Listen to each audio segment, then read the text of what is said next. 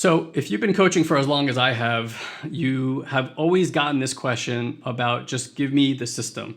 And I have been asked more times than I can count to just give people the system that will finally give them the breakthrough that they're looking for. So they want to know what's the framework, what are the steps, what is the protocol? And while I totally understand the ask, for most high performers and most people in the personal development space, they actually think that they want the map when what actually works is being in the territory.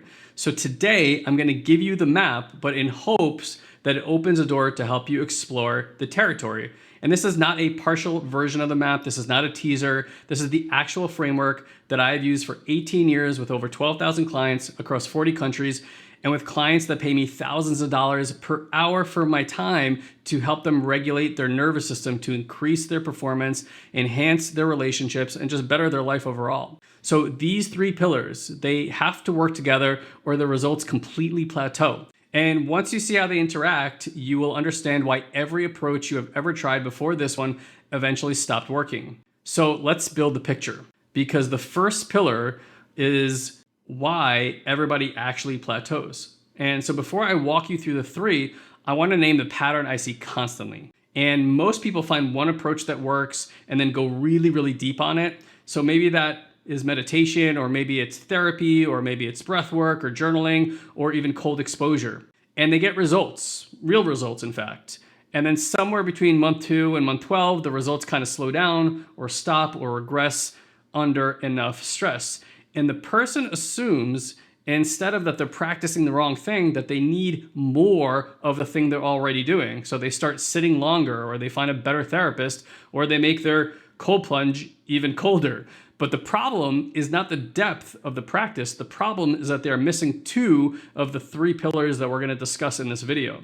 And a stool with one leg, no matter how strong that leg is, will not hold your weight.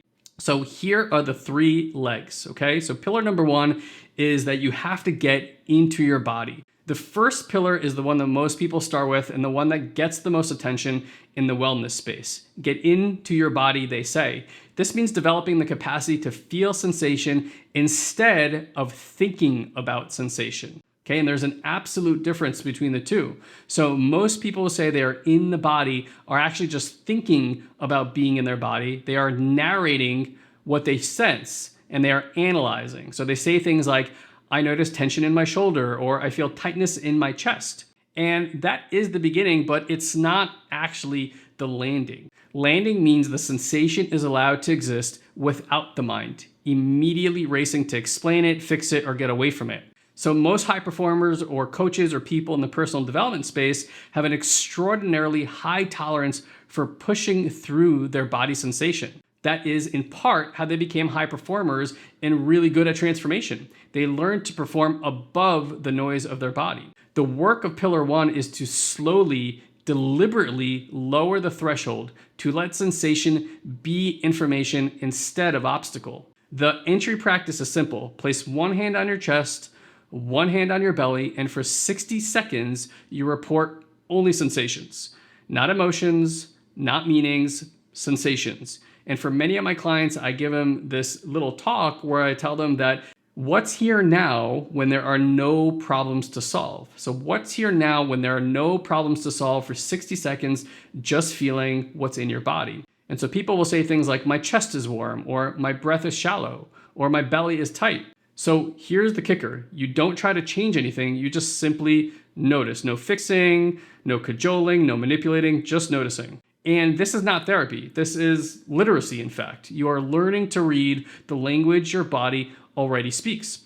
And when you can read it, you can respond instead of reacting. Okay, so that's pillar number 1. Pillar number 2 is to actually heal in relationship. And this is the pillar that most people skip, and it's actually the most powerful one. And so it's kind of ironic if you don't do this. Your nervous system is not a solo instrument. It's actually a social organ. It evolved over hundreds of thousands of years in the context of a tribe, community, and physical co-presence with other nervous systems. And you know this. And so it heals the same way it was shaped, in relationship. Co-regulation is scientifically proven to heal the nervous system. And it does something that no solo practice can fully replicate. When you are in the presence of a regulated nervous system, your body actually borrows safety from it. This is not metaphorical, this is science. Your mirror neuron systems, your interoceptive networks, your autonomic tone, all of these shift in the presence of a regulated other. And in fact, this is why my clients pay me so much to sit with them on a regular basis, because I've been able to cultivate this presence in my body that transmits this regulated state to them and accelerates their learning curve. So you have all experienced this. Think of a person in your life whose presence makes you feel instantly more at ease. You did not decide to feel that way. Your nervous system recognized their state and simply responds to it. This is co-regulation in action, and every single one of us has experienced this. Now, on the flip side, if the most important relationships in your life, your partner, your closest team members, are chronically dysregulated, your body spends enormous energy managing the co-dysregulation field every time you are near them. And no amount of solo meditation can offset that drain. Pillar 2 means doing the somatic work inside of a relationship, not talking about it, not going to therapy and then going home unchanged. It's actually practicing co-regulation as a relational event.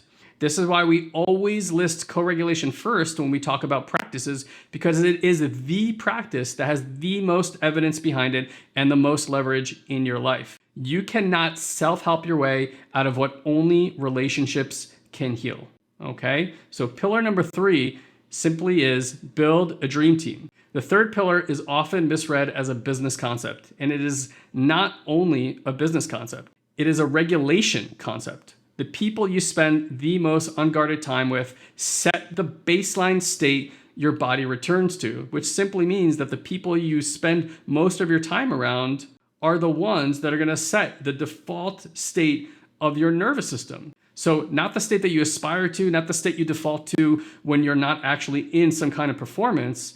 If your 5 closest relationships are all running sympathetic overdrive, your nervous system will actually calibrate to that baseline. It does not matter how good your morning routine is. Your environment will eventually metabolize it. Building a dream team means making deliberate choices about who holds space near your nervous system. In your business, in your marriage, in your friendship circle, whatever. This does not mean surrounding yourself with positive people. Positivity is a tone. Regulation is a state. They are not the same thing. A regulated person can deliver hard feedback, navigate conflict, sit in discomfort, and hold full presence. They do not need to manage the room to feel okay. This is what you're looking for in your COO, in your closest friends, in your coach, whatever. And as you regulate, you will attract them because nervous systems recognize their own. So I want to explain to you how the 3 pillars interact so you understand why all 3 are absolutely crucial to your healing and transformational process. And here's what I want you to see. Pillar 1 without pillar 2 creates an internal practice that stalls because the relational environment keeps pulling the system back to its baseline. Pillar 2 without pillar 1 creates relational healing that is fragile because you have no somatic anchor when you're alone. Pillar 1 and 2 without pillar 3 create a beautiful practice that leaks every time you walk back into your dysregulated environment. All 3 together create what I call a self-reinforcing regulation loop. Your body learns to feel, your relationships reinforce safety, your environment protects what your relationships and your body have built. And your nervous system, for the first time in a long time, has room to grow. And that is what we call the rich to regulated framework. It's external success built on a regulated system, not built despite a dysregulated one. So what do we do next? Well, a lot of you guys are going to want to go through this practice. And so we have set up a free masterclass where we teach you all 3 pillars in the sequence with a specific practice for each and with a direct path to applying them in your life immediately. So the link is in the description of this video. And if you're watching this video on any of the other social platforms other than YouTube, you can comment workshop below and I will DM this practice directly to you so you can actually go through it yourself. You now have the 3 pillars as a map. The question is whether you're willing to step into the territory and actually do the work to regulate your nervous system. I'll be there with you, so I'll see you in the class. Hope you enjoyed this video. Don't forget to subscribe and like. I'll see you on the next one. Take care.